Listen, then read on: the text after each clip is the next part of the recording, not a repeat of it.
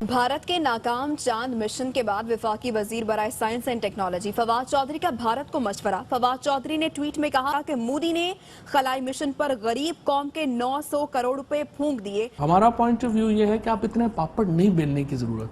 चांद जो है वो नज़र आ जाता है, एग्जैक्टली उसकी लोकेशन पता होती है, ये पता होता है कब उसकी बर्थ हो रही है, किस टेरिटरी में उसका क्या अल्टीट्यूड होगा, एग्जैक्टली पता होता है। हमने कहा था कि 900 करोड़ रुपए नालायकों पर लगाओ। लोकसभा को गरीब आवाम के अरबों रुपए जाया करने पर मोदी से सवाल करना चाहिए। सो जाओ भाई, चांद के बजाय खिलौना मुंबई में उतर गया। ये है आम जिंदगी। A few moments later. तेरा बाप आया। आज हम बात करने वाले हैं चंद्रयान 3 जो कि मून के ऑर्बिट में एंटर हो चुका है। इसी हवाले से बात करेंगे कि हमारे यहाँ पे काफ़ी क्रिटिसाइज़ किया गया और काफ़ी लोगों की नज़रें थी कि शायद ये फिर से इनका मिशन उस तरीके से कामयाब नहीं हो पाएगा। पहले मैं एक और बात करना चाहता हूँ चौधरी फवाद साहब की, उसके अलावा भी बहुत सी बातें हैं, लेकिन चौधरी साहब की मैं बात ये बताना चाहूँगा कि चौधरी साहब जो है वो बैठे बिठाई चांद को देख लेते हैं और चांद के बारे में और इंडिया के लिए मजाक भी बनाते हैं। जब वो पिछली बार उनका वो चांद पे जब नहीं जा सका था, क्योंकि ये साइंस एंड टेक्नोलॉजी के मिनिस्टर थे, वजीर थे उस टाइम ना, ये तो उस टाइम इन्होंने मजाक बनाया था। अब देखिए इंडिया चांद के उस जगह पे जा रहा है कि दुनिया में कोई नहीं जा सका चांद की उस पोजीशन पे, पोल पे जो है, लेकिन इंडिया उस जगह पे जा रहा है, तो उसके लिए उन्हें एक अच्छा अप्रिशिएट भी करना चाहिए, उनकी तारीफ भी करनी चाहिए। ये है मेंटोस जिंदगी।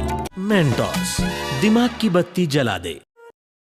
बात ये है शुएब भाई, अगर इंडिया ने चंद्रयान बनाया है तो हम लोगों को भी चाहिए था स्ट्रगल करने के लिए, पाकिस्तान को भी चाहिए था कि हम भी कुछ करते, लेकिन हम अपनी भूखमरी में गुर्बत से बाहर निकलें तो हम लोग कुछ कर सके ना, क्योंकि हम लोगों को लगा इस तरफ दिया गया हुआ है कि सिर्फ रोटी पूरी करो, अपनी रोटी के अलावा कुछ नहीं कर सकते। इंडिया के साइंसदान, इंडिया की टेक्नोलॉजी इतनी आगे जा चुकी है, वो चांद के ऊपर पानी ढूंढेंगे भाईजान, उस पानी से ऑक्सीजन बनाएंगे जिससे वो सांस ले सकेंगे, जिससे वो चांद की और दूर तक जाएंगे, उसमें खजाने भी ढूंढ सकेंगे। हमारा हिंदुस्तान जिंदाबाद था, जिंदाबाद है और जिंदाबाद रहेगा। हिंदुस्तान जिंदाबाद। क्या चंद्रयान 3 सॉफ्टली चांद पर लैंड कर पाएगा? क्या कहेंगे? इस वक्त पूरी दुनिया की नजरें जो हैं वो चंद्रयान 3 मिशन पर हैं। देखिए मैम, जितना उनका एक्सपीरियंस है ना, चंद्रयान 1 लॉन्च किया, 2 लॉन्च किया, तो मेरा ख्याल है जब एक इंसान है 3 से 4 साल 5 साल एक ही चीज़ पे वर्क करता रहता ना, तो उसको काम में भी सक्सेस मिल ही जाती है। अभी जो चंद्रयान 3 ने लॉन्च किया ना, तो मुझे पूरी उम्मीद है, यकीन है, बल्कि मैं प्रे भी कर रहा हूँ कि उनका जो चंद्रयान 3 है वो अच्छी तरह से सक्सेस हो चुके। और आपको पता है कि हमने 40 करोड़ का खर्चा कर रहे हैं कि 14 अगस्त पर हमने बॉर्डर पर इंडिया से बड़ा झंडा लगाना है। मतलब लाइक वो चंद्रयान पर पैसे खर्च कर रहे हैं और हम सिर्फ एक झंडे पे पैसे खर्च कर रहे हैं। पता नहीं 40 करोड़ कितनी तरक्की कर जाएंगे, झंडा बड़ा होगा। इतना झंडा अगर बड़ा निकला है तो हमारे आईटी में टॉप कर जाएंगे हम। आपको पता ही नहीं है, हमारी कार मैन्युफैक्चरिंग शुरू हो जाएगी। झंडा बड़ा होगा तो चाइना से इम्पोर्ट एक्सपोर्ट बंद, सब मैन्युफैक्चरिंग इधर, माइक इधर बनेगा, आपके क्लोथ्स वगैरह इधर बनेंगे, आपकी इंडस्ट्री ग्रोथ कर जाएगी झंडा बड़ा होने से। आपको पता ही नहीं झंडे की कदर नहीं।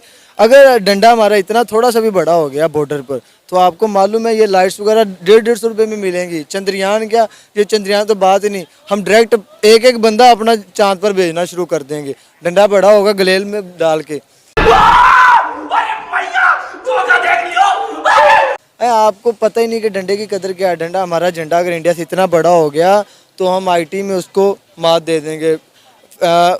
फिल्म इंडस्ट्री क्या, उनकी फिल्म इंडस्ट्री है, उनकी जीडीपी क्या हमारे लायक है, उनकी एक गांव की हमारे पूरे मुल्क की। लेकिन हम अगर हमारा इतना डंडा जो बड़ा हो गया झंडा, तो हम जीडीपी में क्रॉस कर देंगे। अच्छा है ना, तो इंडिया ने बहुत एक माइलस्टोन जो है वो क्रिएट किया है। India is going to be the 4th country जो कि साउथ पोल पर लैंड करने वाला है, जो कि मेरे ख्याल में इट्स सेल्फ एक बहुत बड़ी कामयाबी है। ऊपर से खुद देखें कि अगर हम पाकिस्तान की बात करते हैं तो पाकिस्तान वाले तो भाई ऐसी स्टेटमेंट्स देते हैं कि मैं और आप बात करते हैं ना, तो मुझे खुद शर्मिंदगी हो जाती है कि यार ये क्या कर रहे हैं। मतलब हमारे जो ex minister of information and technology थे, उन्होंने जी कहा कि चांद पर जाने की क्या ज़रूरत है, हम तो यहाँ से देख सकते हैं, तो इतना इन्वेस्ट करने की क्या ज़रूरत है। लाइक सीरियसली ब्रो, क्या हो गया तुम्हें, कुछ खौफे खुदा करो। मतलब वो हमारी प्रायोरिटीज़ डिफरेंट है असल। बात तो सही है। क्या चंद्रयान 3 मिशन सॉफ्टली मून पर लैंड कर पाएगा या नहीं, पूरी दुनिया इसी कश्मकश का शिकार है। डेफिनेट बात है कि जब आप किसी चीज़ को बार बार ट्राई करेंगे और उसके लिए आप सिंसियर होंगे तो वो चीज़ आप अचीव कर जाएंगे। और मेरे ख्याल में डेफिनेटली इंडिया ऑलरेडी इस चीज़ को अचीव कर चुका है, लेकिन we are waiting for the big day and for the big news. इंशाल्लाह हो जाएगा। एक झंडा बना रहे हैं हमने 500 किलोमीटर का। बस हम लोगों ने डंडे लगाए हुए हैं आवाम के पीछे भी, और वैसे भी हम लोग Guinness book of world record में अपना नाम रखना चाह रहे हैं, लगाना चाह रहे हैं। क्या मिलेगा भाई आपको? 1 रुपया भी अगर उससे मिलेगा ना तो फिर आप मुझे बताएं, फिर मैं आपको कहूँगी कि पाकिस्तान ने बहुत अच्छा किया है। 40 करोड़ आमना, 40 करोड़ खर्चा जा रहा है सिर्फ एक झंडा बनाने के लिए। एग्जैक्टली यही तो सिचुएशन है। हम लोगों ने 40 करोड़ उस पर लगा दिया, और what we did in return हम लोगों ने पेट्रोल 20 रुपये बढ़ा दिया। मतलब हमें समझ नहीं आ रही कि हम लोग किस तरह से इस चीज़ को जो है वो समझाएं अपनी गवर्नमेंट को, अपने इंतज़ामिया को कि भाई ऐसे नहीं चलता, आपको कुछ ना कुछ करना पड़ेगा, आपको कुछ इनोवेट करना पड़ेगा चीज़ों को। हमारा सिस्टम जो है वो समझ ही नहीं रहा इस चीज़ को कि भाई अगर कितनी देर आप कर्जे लेके, किस किस मुल्क से कर्जे लेकर जो है आप जो है आगे बढ़ेंगे या अपने गुजारे करेंगे। एक ना एक दिन हर बंदे ने जवाब दे देना आपको, तो उसके बाद आपके पास चारा कोई नहीं रह जाना। आप जो है ना जब तक होश के नाखून, जिसको सियाने कहते हैं ना, होश के नाखून कर लो, तो अब पाकिस्तान का वो टाइम आ चुका है कि हमें अब होश के नाखून कर लेने चाहिए। तो ये सिचुएशन है। जितना कुछ इंडिया ने किया है, और चंद्रयान 2 के बाद 4 साल के बाद 4 साल का इंतज़ार किया है।